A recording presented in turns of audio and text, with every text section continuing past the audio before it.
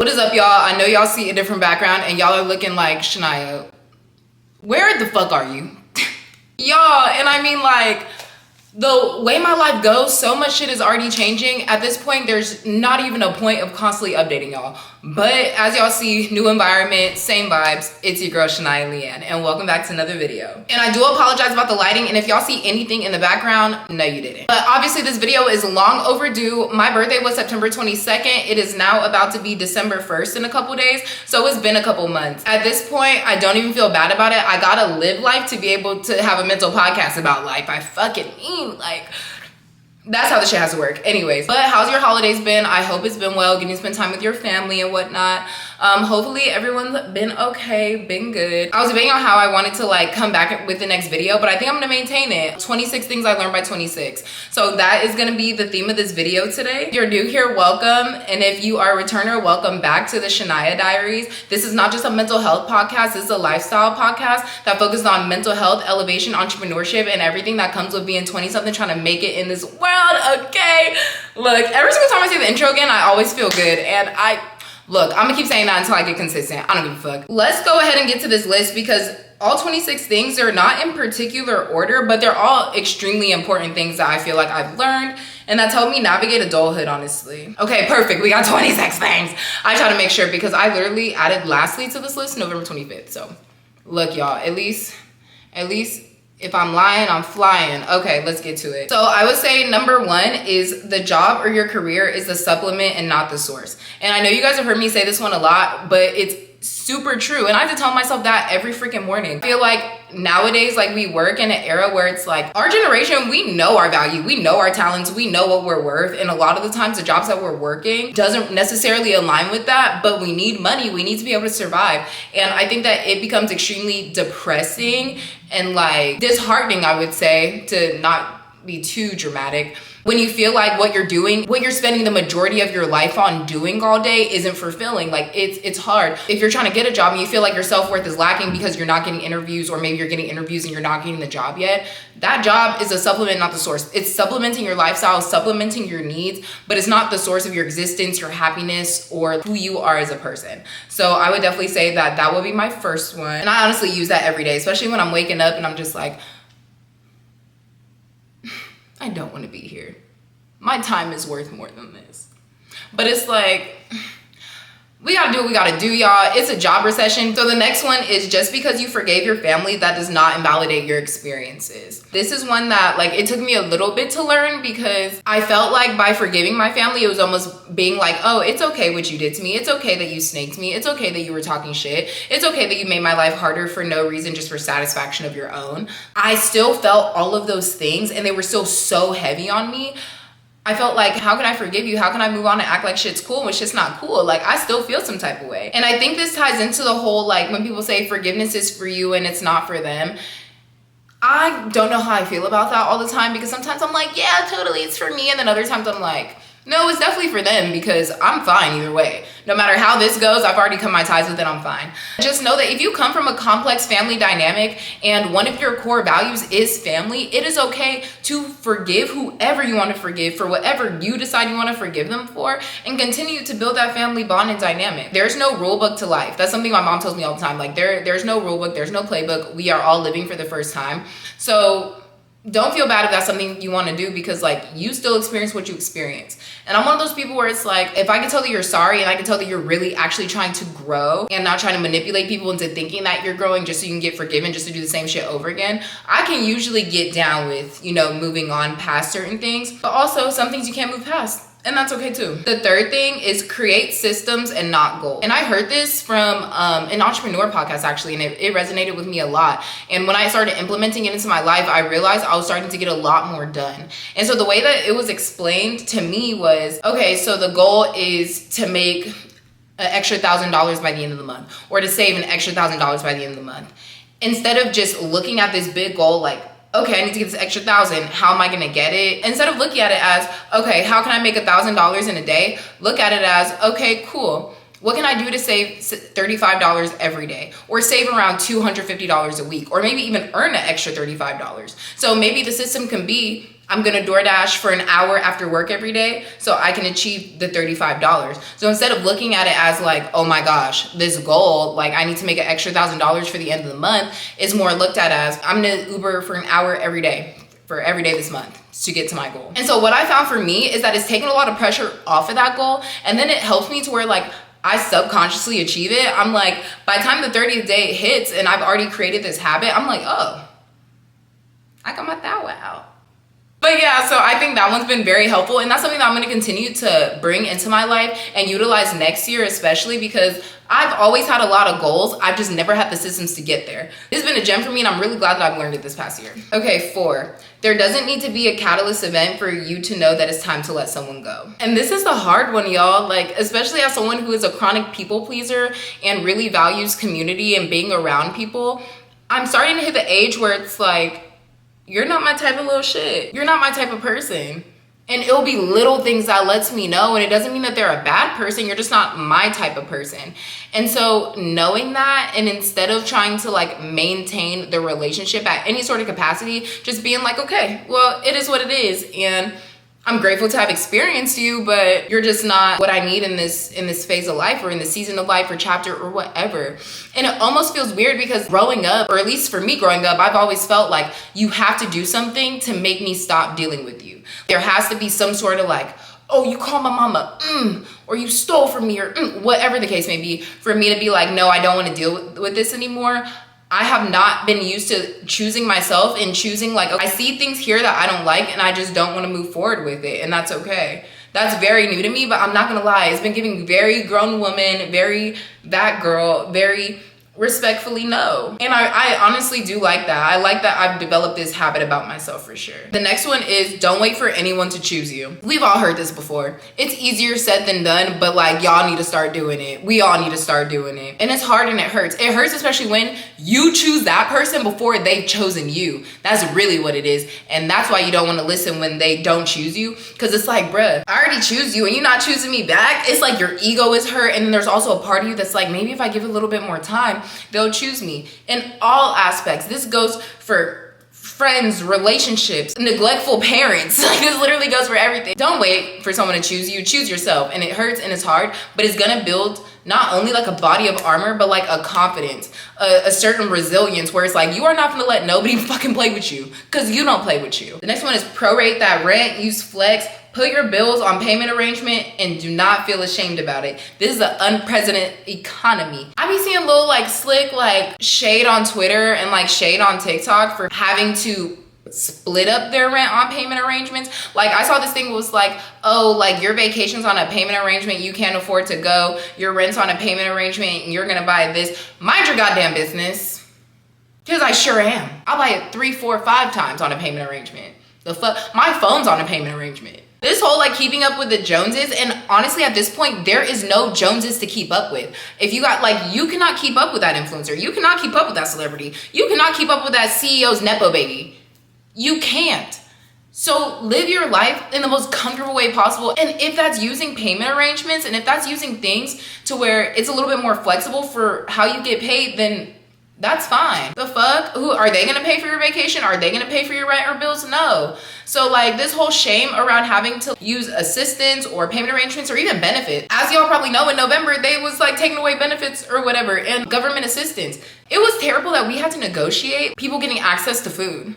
Healthy food. Like that was a debate topic. And I honestly was not on social media for a lot of November because it was just very disheartening and very distasteful that this is the state of the world that we're in, where it's like these things have to be argued about. Like, I don't know.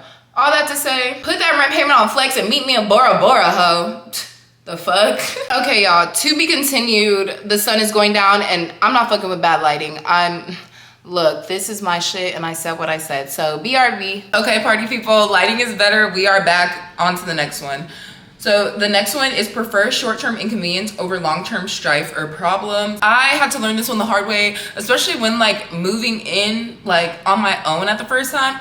The best example of this that I learned is the tires from my car. So when I had my car, I kept getting the cheapest tires possible, like boots. Just because I was like, shit, I got my tire changed once and it was a boot and it went for like 2 years. So every single time I got my tires changed, I got boots because they were cheaper and I felt like, okay, my car is still gonna go.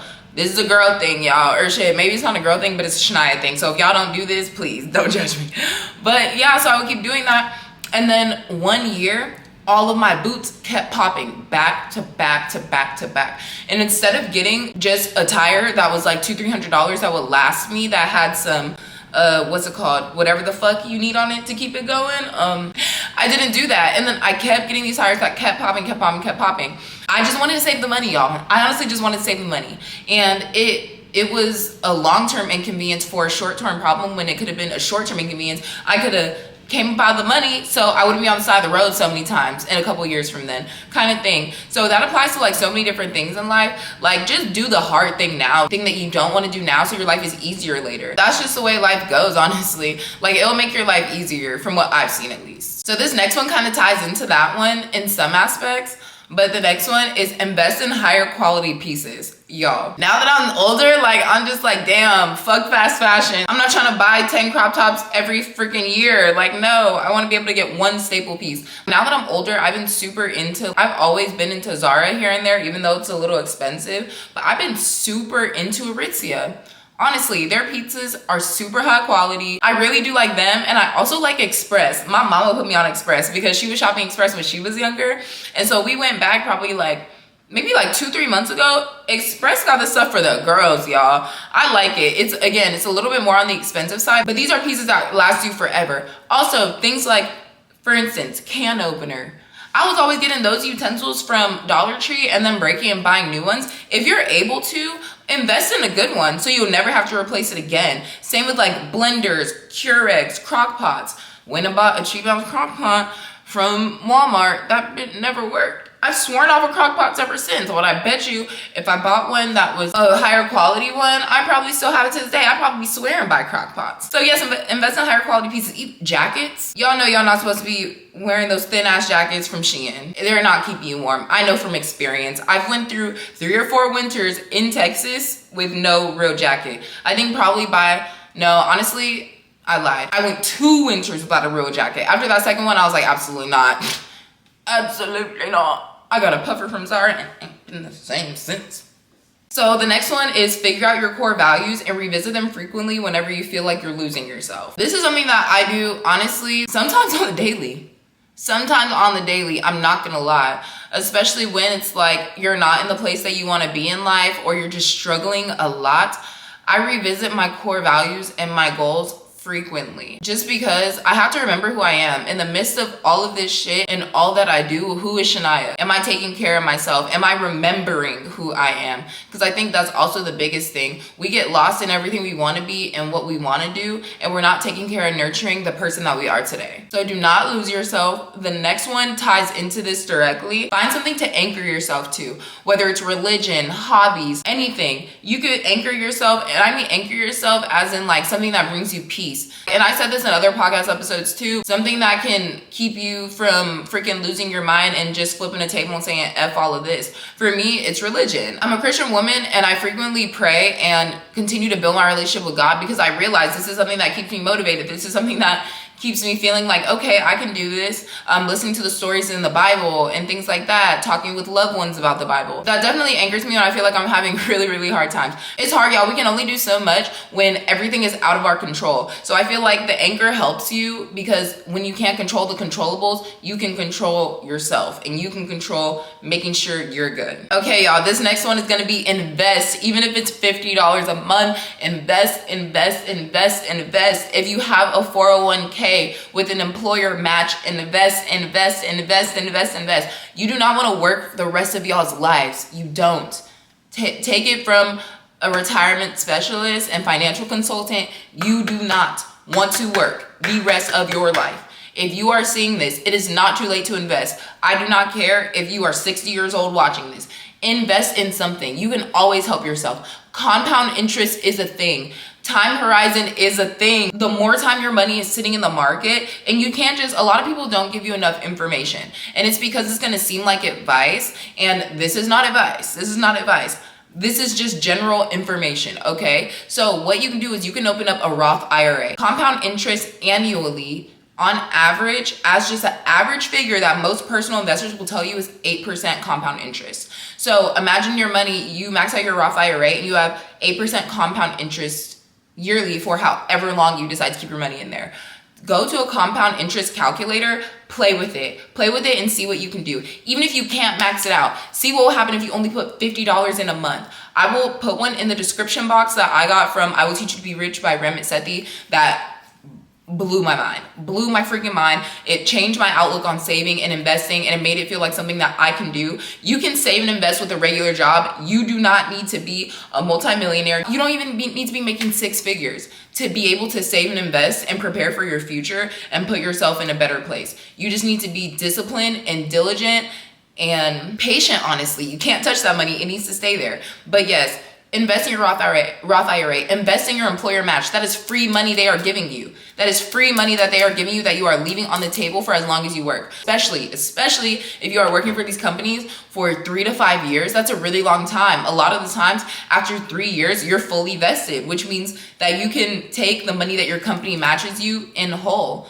If you stay for less than that time or whatever the case, talk to your HR benefits 401k team. If you stay for less time, you might not be 100% vested, but you might still be able to take some money with you. Every little dollar, every little cent counts, y'all. So make sure you look into that. And also, if you have any 401ks from other jobs and other institutions, keep track of that money. Roll that money over into an IRA. Do not just let it sit there, because you're gonna lose track of it, and years later, it's gonna be hard for you to be able to access it. So all in all, that's my soapbox. I can't say too much, obviously, because I work in finance, but make sure you guys are investing. I'm telling myself the same thing. It's something that we definitely need to prioritize. If you guys need some resources and you need extra help, I implore you guys to get I Will Teach You to Be Rich by Ramit Sethi. The way that he explains finance and personal finance and breaks it down is so simple. Explains it in a way where you can see investing is for everybody, and it kind of takes the pressure away from like not knowing what to do. Okay, next is don't take advice from somebody whose life you wouldn't want. That's self-explanatory. People are gonna give unsolicited advice all the freaking time.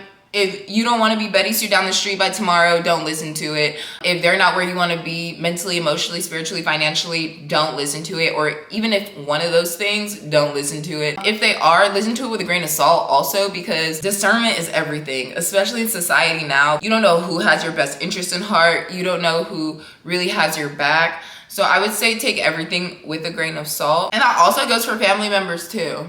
Because I know I struggle with like stuff with my family. So like, y'all, this is not shade. This is just facts. If you do not want Uncle Randy's life, then tell him to shut the hell up and that you don't care about his advice. Just kidding. Don't tell that to Uncle Randy. But politely tell him, like, or just honestly be like, okay, thanks.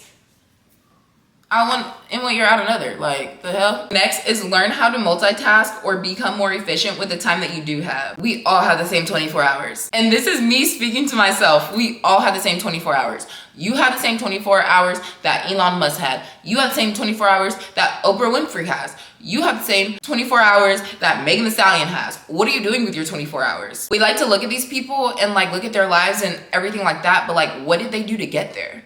We don't see that. We don't see the rejection. We don't see the nitty gritty. We don't see all of that. We don't see all that. But one thing I do know is that you have to continue to put yourself out there and put yourself in the position to win. So to be able to do that, you're gonna have to multitask, especially the vast majority of us, we have full-time jobs. We don't have a lot of support. So we have to do little things like maneuver around the time that we have and multitask. Like for me, I'm recording the second half of this video before I have to clock into work. No, I don't want to be of an hour before work. But yes, I do want to create this community. Yes, I do want it to grow. And yes, I do want to be the #1 mental health podcast. The helly? What? That is still a goal, y'all. I know I said by the end of this year and I haven't been consistent, but I'm learning how to multitask and reallocate my time. During my breaks, I'm trying to see if I can hop into a trade. I'm trying to see if I can outline another podcast. I'm listening to sermons. I'm journaling. I'm taking notes. I'm listening to other podcasts. I am trying to do the most with my time possible so that one, I can show that I am grateful for the time that I do have, and I'm going to be efficient with it,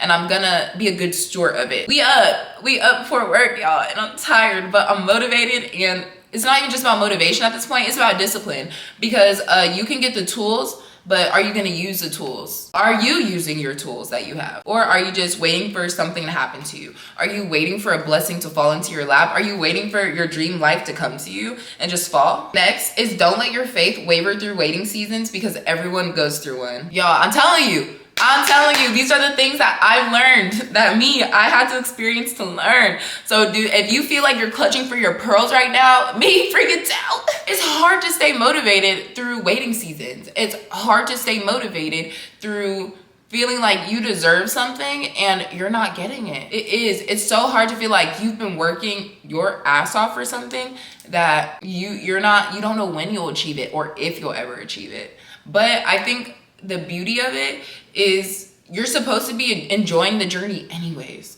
You're supposed to be loving your life and loving the opportunity that you get every day anyways. Again, it's easier said than done because I struggle with this so much. This is my waiting season. This is my waiting period. Like, I'm in the thick of it right now telling y'all about it. Like, I'm trying to show up for myself and be prime example number one. Have faith, stand up and show up. Don't be embarrassed. No matter what, you're gonna have to put yourself out there in some capacity to get to where you're trying to get, whether that's in the corporate world, whether that's on social media, whether that's in the art world, in the entertainment world. You're gonna have to do something. You're gonna have a waiting period. Just don't lose faith in yourself and your dream, because that wasn't put on your heart for no reason. Your vision was not put in your heart for no reason. Continue to do something about it. So the next one is to make a wins folder, and that's for personal and work. I got this from Isa, one of my friends from high school. She's a social media manager and she does like so much. She's great. I talk about her a lot as well. I told her I get down on myself a lot. I don't feel like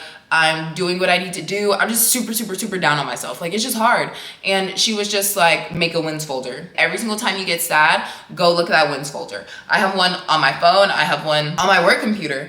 And I'm not gonna lie, I don't review it as much as I probably should, but I add to it. When I finished my first book for the year, I added to it. When I got this job, I added to it. I'm gonna continue. I'm gonna add to it after I get off recording this, like recording my first morning video, because this is a huge accomplishment for me. Like, this is me really like showing myself that I want it. This is a win. In times where you're having trouble keeping your faith through the waiting period, look through your wins folder. Look and see, okay, life isn't bad. This is what I've achieved. I'm sitting in a blessing and a prayer that I wished for before. Like, that alone is enough to make somebody dance. Make somebody feel like they winning, okay? Like, what? This next one is go outside and touch some freaking grass. Y'all, we are so inside creatures glued to our phones. And I'm speaking from a place of somebody who works from home. And it's cold right now in Georgia. So like the weather is, so I don't go outside too much, but I still need to make it a priority. Because when I first started working from this work from home job, I would go on walks on my break around the apartment. Every break, I would take a 5-minute walk. And it helped my mental health so much because, one, the struggle of being inside the house, working from home, staring at a screen for 8 hours a day, not super fun. And then 2, vitamin D, and 3, fresh air. I feel like, especially with everyone trying to be content creators and just being so technology heavy and technology forward, it's okay to go outside and touch some grass. It's okay to breathe some air. You ain't gotta talk to nobody now, but go outside and just walk out your armpits. Fucking stink. Get out the damn house, okay? Just playing. But go outside. It's good for you. Next is invest in your education outside of college. I didn't understand when I was younger how much of an asset it would be to invest in myself outside of college. I thought once I dropped out of college, like, that was it for me. I genuinely did. I felt like, oh, okay, well, if you don't go to college, then like, but for real. And then it took me some years, but then I found out about my finance certifications that you can get sponsored through finance firms. And like my mom, she has her PMP certification for project management. Like, things like this they weren't like highly publicized when I was coming up. It was kind of like college or you're a failure, but there's other options. And then you can also go to like LinkedIn Learn and you get certifications on there. They're not the same as like a PMP or anything like that, but there's still things that can buff up your resume until you're able to get a bigger opportunity. And that's something I'm doing right now to get different jobs. It's like you constantly need to be honing in your skills. You constantly need to be trying to learn something and improve something so that you can put yourself in the position to win. And yes, nobody wants to go back to school, but do you want to make more money? And what I've been doing is, even if I can do one course every week or 2 weeks, that's what I've been doing. You don't want to do too many, obviously, but like enough to show that like you're keeping up with the times and you're trying to make sure that your soft skills are more hard than soft. Like, you got them skills. Okay, so this next one is T. Just because he treats you nice and with respect does not mean that he wants to be with you. Y'all, this was a hard one to wrap my head around too. This is a hard one because it really did affect my self-esteem. It did, because I'm like, why is he so nice to me? Disclaimer, I'm in a relationship now, so this is not the person I'm talking about. For the moral of the lesson that I had to learn, yeah, I was like, why is he respectful? Why is he so nice to me? But he's still communicating that he doesn't want to be with me. He takes me on nice, expensive dates. He buys me stuff. When I'm around him, he treats me great with respect. We have great chemistry. Why does he not want to be with me? Because he just doesn't want to. And there's nothing wrong with that. God forbid someone that he spends his time with, he respects and adores. God forbid. You know what I mean? That's what I tell myself. You want somebody that you're spending all this time with to treat you like shit because they don't want to be with you? No. I feel like women are too used to being mistreated when they're not wanted. Like, I feel like there's a lot of men out there that were genuinely raised with respect, and even if they weren't raised with respect, they just respect women enough to where they're like, yeah, I know, like, I'm still gonna treat you good if you're gonna be in my presence. That doesn't mean I want to be with you though. But you do have to be mature enough to navigate that, because that's like a real grown-up adult thing. Someone not lying to you, stringing you along and telling you like, look, I'm gonna treat you right, but I don't want to be with you. I'm gonna treat you right, but I'm still openly dating other women and still like treating other women like this. Like, yeah, like, it ain't for the little pups, it's for the big dogs, y'all. Cause my friends will tell you, it took me a long second for that to get through my thick skull, but luckily it did. Let me to my man now. So this next one is, you need to figure out whether you want to be right or you want to be in relationship. This is not about big red flag problems. Big red flags run, of course, always. But when it comes to relationship, there's a lot of petty, nitty gritty things that you're gonna go through. You guys are two people trying to come into one and create a union and a relationship. You guys are not puzzle pieces. It's not gonna fit perfectly. You'll be lucky if you guys are 80 to 90% compatible. But that other 10 to 20%, y'all are gonna butt into it, and it will be about stuff that might not even be detrimental to the relationship. It's gonna be a little nitpicky. What I like to tell myself and remind myself and my partner is that, like, do we want to be right or do we want to be in a relationship? Do we want to be right so bad that we're going to drive each other away? Or do we want to suck it up and realize we are on the same team, as us against the problem, and just be like, you know what, it is what it is, whatever, cool. I love him, and I don't think that is worth the argument. I don't have to agree with you, but I don't think it's worth the argument. I don't need to be right about it. Like, if I'm like, oh, the sky's blue and he's like, the sky's purple, shit, it's not my fault you're colorblind. That's not detrimental to what we got going on. That's a stupid example, but y'all know what I mean. Okay, so this next one y'all heard me say a bunch of different times. Put yourself in the position to win. Always, always, and forever. God, the universe, whatever you believe in, is already giving you the tools. It's your job to do something with them. Put yourself in the position to win. Put yourself out there. Stop being afraid to look stupid. Especially with social media, everyone's afraid to look stupid, including me. I don't like to look like I'm sitting up here talking to a podcast and nobody's fucking listening. But at the end of the day, everyone was looking stupid till they fucking made it. Next is just have the hard conversation. This year has been, like, if I can title anything for this year, or like the biggest lesson, it would be that one. Just have the hard conversation, just have the uncomfortable conversation, because at the underside of it is understanding. I am such a people pleaser, therefore I become avoidant when it comes to hurting people's feelings or really expressing how I feel, and in turn I have to deal with the hurt. I have to suck it up. I have to internalize a lot of it. Now that I've been having the hard conversations, it's making everybody in the situation equally responsible for the discomfort. Because hard conversations isn't just hard for you. And I think especially for me, because I have so much anxiety surrounding the hard conversation, I'm just like, oh my gosh, oh my gosh, oh my gosh. Like, oh my gosh, oh my gosh, oh my gosh, oh my gosh, oh my gosh. Instead of just being like, it's just a hard conversation. It is just a hard conversation.